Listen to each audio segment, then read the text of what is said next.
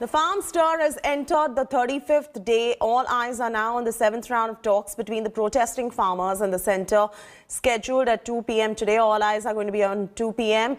This is after the farmer unions wrote to the Secretary of Agricultural Ministry accepting government's proposal to hold talks. The farmers have now set a 4-point agenda for the talks with the centre that includes modalities to repeal farm laws and the mechanism to legalise MSP. Yesterday, Home Minister Shah chaired a meeting with union ministers and government officials ahead of the talks with farmers. After the meeting, Agriculture Minister Narendra Singh Tomar has said that the talks are going to be heading to a positive direction. He has further said that the Modi government would not act under anybody's pressure. किसानों की बैठक से उम्मीद है sir कल आपको बैठक होगी और कल सभी किसान यूनियन के साथ सरकार बात करेगी और मुझे विश्वास है कि हम लोग सकारात्मक और अच्छी दिशा में बढ़ेंगे, ऐसी मुझे आशा है। There are talks between farmers and union government today afternoon, and before that, Defence Minister Rajnath Singh has come up with a statement over the farmers' agitation. He has told that instead of taking a stance over yes or no, farmers should also soften their stand and they should discuss each and every point of the 3 laws which are in question. Right now we have several farmers at Gazipur border and we will ask them that what are their opinion. जब राजनाथ सिंह कह रहे हैं तो आपको लगता है कि बात कहीं आगे बढ़ेगी? राजनाथ सिंह कहाँ हैं 35 दिन से? हमने तो शुरू के दिन कहा था, राजनाथ सिंह की बड़ाई कर दी थी एक बार कि राजनाथ सिंह को अकेला में पूर्ण अथॉरिटी दे दे, उसे कुछ ना कुछ समाधान निकाल दे। किसान नेता पहले बिचौलिया बना किसानों के सरकारों के बीच में, तो अब 35 दिन बाद राजनाथ सिंह बिल वापस करना चाहिए। मतलब राजनाथ सिंह पूर्ण अथॉरिटी लेगा, जैसे बात चल रही किसान कह रहे कि आ जाओ, तो बिल को वापस करे, MSP पे कानून बनावे। अब 1 महीने बाद मैंने 35 दिन हो गए, एक बात लगाओ आप, जब सरकार अपना रवैया नहीं बदल ली, हम क्यों पीछे हटे?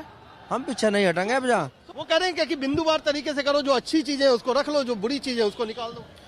बिंदुवार तरीके से तो सरकार को 35 दिन पहले भी सोचना चाहिए था ना। देखो, किसान अब वो नहीं है जो सरकार सोच रही कि भोला भाला अनपढ़ किसान है। यहाँ पे बहुत ग्रेजुएट, पोस्ट ग्रेजुएट किसान भी हैं और ये नहीं कि वो मजबूरी में खेती कर रहे हैं, उनका शौक है खेती करना और वो ये नहीं सरकार के किसी भी तरह के दबाव में आने वाले नहीं हैं।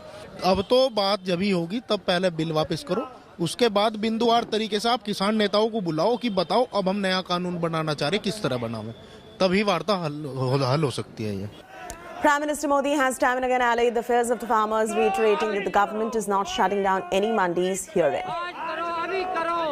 बीते दशकों में जो पाप किया गया है, ये कृषि सुधार कानून उसका प्रायश्चित कर रहे हैं। और मैं फिर दोहराता हूं, नए कानून के बाद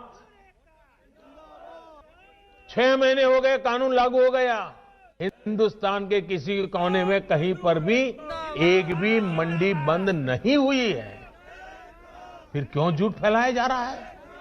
सच्चाई तो यह है कि हमारी सरकार APMC को आधुनिक बनाने पर, उनके कंप्यूटरीकरण पर 500 करोड़ रुपए से ज्यादा खर्च कर रही है। फिर ये APMC बंद किए जाने की बात कहां से आई? बिना सैर पैर बस झूठ फैलाओ, बार बार बोलो।